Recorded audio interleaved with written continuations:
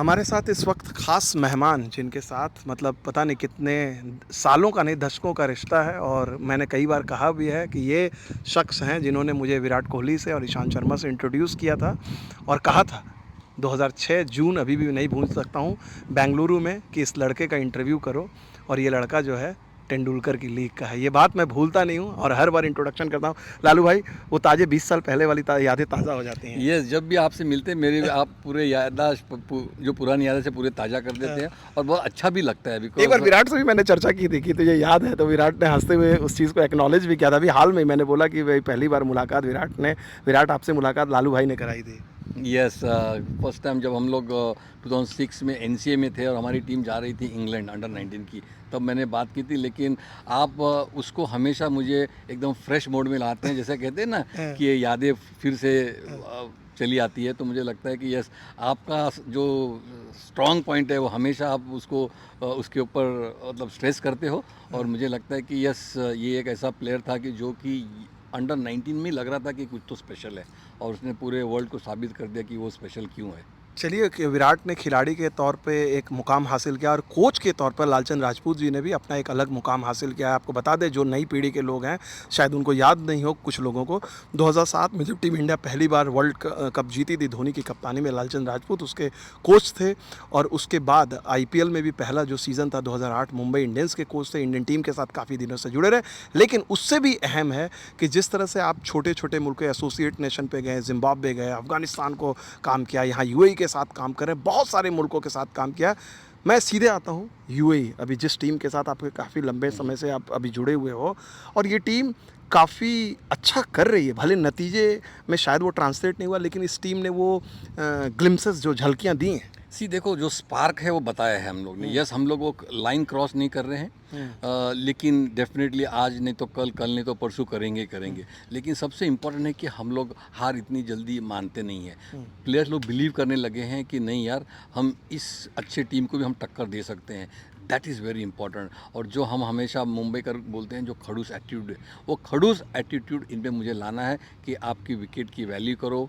Bowlers कभी भी satisfied नहीं होना कि मैंने 2 विकेट लिया या 3 विकेट लिया। आप जितने विकेट लेते हो उससे और ज़्यादा लेने की आदत रखो। और बैटिंग में भी आप 50 करने के बाद संतुष्ट मत हो। 50 करने के बाद मैं 75 कैसे करूँ, 75 के बाद मैं 100 कैसे करूँ, ये ही आपका उद्देश्य होना चाहिए। जब आपका उद्देश्य हमेशा गोल ऊपर होता है, फिर आदमी बहुत बड़ा सक्सेसफुल होता है। और इस टीम ने वो अभी साबित कर दिया। देखो, हम फर्स्ट टाइम 17 सालों के बाद हम एशिया कप खेल रहे हैं और ये बहुत बड़ा हमारे लिए है कि हम इंडिया के साथ खेलेंगे, पाकिस्तान के साथ खेलेंगे। ये बड़ी टीमें हैं और ये टेस्ट प्लेइंग कंट्रीज जो कि मुश्किल क्वेश्चन, हरा सकती है आपकी टीम इंडिया को? देखो, मैं हमेशा पॉजिटिव रहता हूँ। हाँ, क्रिकेट में कुछ भी हो सकता है। हाँ, till the last ball is bowled, till the last run is scored and till the last wicket is taken, anything can happen. And cricket में हमेशा हम कहते हैं कि is unpredictable game, anything, so we have to be positive. अच्छा, एक चीज़ बताइए, जो इस इंडियन टीम की अगर बात करें, यहाँ पर सूर्य कुमार यादव आज कप्तान हैं। सूर्य कुमार यादव को भी मुंबई में आपने बचपन से देखा, उसकी भी एक इंटरेस्टिंग स्टोरी है। कभी आपने सोचा था कि सूर्या इंडिया की कप्तानी करेगा, और जिस तरह से कर रहा है उसके उसके बारे में आपकी क्या राय है? सी देखो, वो मुंबई को भी कप्तानी की थी, रणजी ट्रॉफी में कप्तानी की है, सब फॉर्मेट में कप्तानी की है। और सबसे इम्पोर्टेंट है कि आई थिंक वो फ्रेंचाइजी क्रिकेट में काफ़ी अच्छा खेला।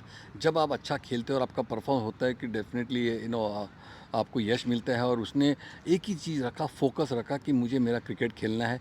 इसीलिए देखो, आपने एवरी टाइम वो क्रिकेट इंप्रूव करने लगे, उसके बैटिंग में इंप्रूव करने लगे। इसीलिए आज उसको 360 डिग्री कहते हैं। और जब आप 360 डिग्री है तो बॉलर आपको कहाँ बॉलिंग डाले।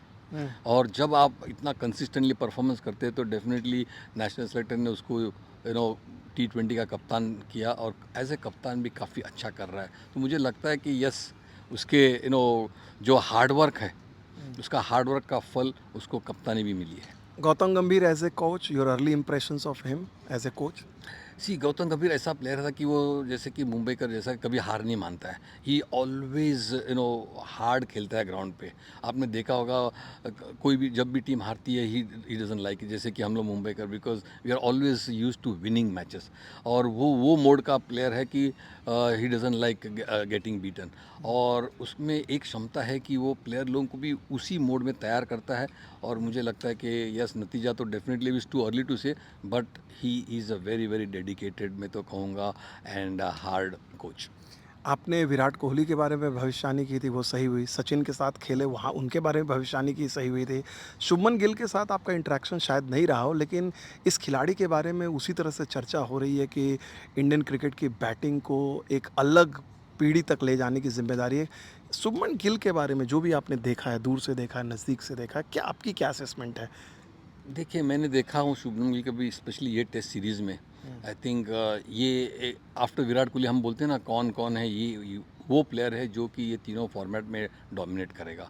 टेस्ट क्रिकेट तो करेगा ही करेगा, T20 IPL में तो कर ही रहा है, और वनडे में भी बहुत बड़ा खिलाड़ी है। यस, कैप्टनशिप के बाद कैसे आपको रिस्पॉन्सिबिलिटी लेती है, लोग उसके ऊपर चर्चा कर रहे थे, लेकिन उसने वो भी साबित कर दिया इंग्लैंड में जाके, क्योंकि कैप्टनशिप के बावजूद भी उसने जो रन्स बनाए हैं बैटिंग में, आई थिंक ट्रिमेंडस। और जिस तरह से उसने बैटिंग की है, पीसफुल, काम, और कभी भी ऐसा हड़बड़ी नहीं की, और एज अ कैप्टन ऑल्सो वो काफ़ी आई थिंक किसी की याद दिलाते हैं आपको पुराने खिलाड़ियों में? शुभमन गिल का तौर तरीका, डिमेनर, बैटिंग, किसी की याद दिलाते हैं या he is like unique different? I think अब तक तो मुझे ऐसा नहीं लगता है, लेकिन ये उसका खुद का एक ऑरा है ना, जो जिस तरह से वो खेलते हैं, जिस तरह से वो अब टीम को लेके चलते हैं ना। आई थिंक उसने टीम के साथ रह के उसने सीखा है।